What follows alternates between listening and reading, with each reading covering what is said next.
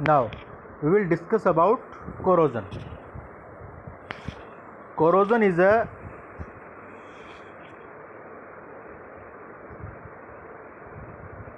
redox process.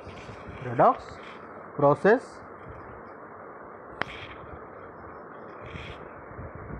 a galvanic cell is constructed over surface of iron. Now there are two types of iron surface: pure iron first, and second is impure surface. Impure surface which contains water, oxygen, carbon dioxide, etc. So now you know that the surface where free iron or pure iron is present will construct anode, and impure surface will construct cathode. So a galvanic cell is made over surface of iron, and the corrosion involves a redox process.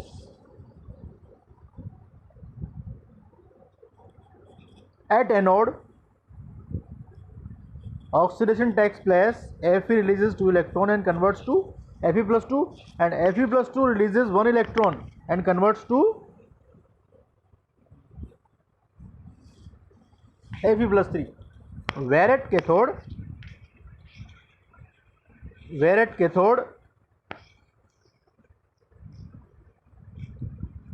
O2, H plus and 4 electron released at anode travels to cathode are combined to give water.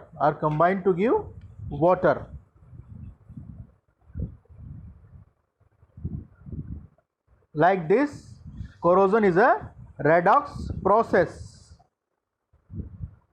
Now, how we can protect metal surface by from corrosion? Now, we want to protect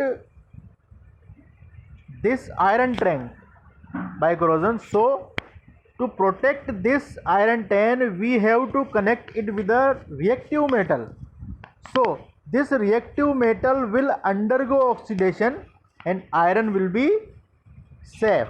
Iron will not undergo oxidation and it will not be rusted, because we have connected this iron tank with reactive metal than iron.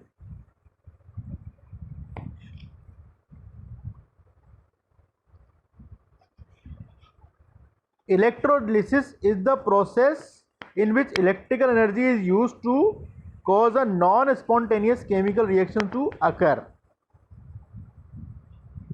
We have discussed electrolytic cell at the beginning of this chapter. We have discussed all these reactions, all these cells in the beginning of this chapter.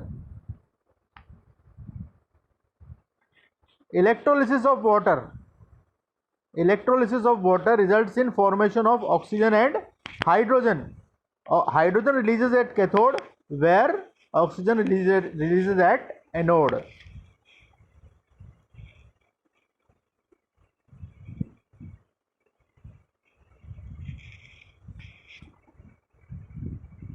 Corrosion process is also used in dental filling.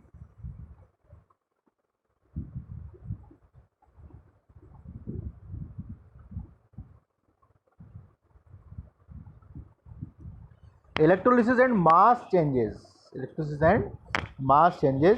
we already discussed in our previous sessions about this topic.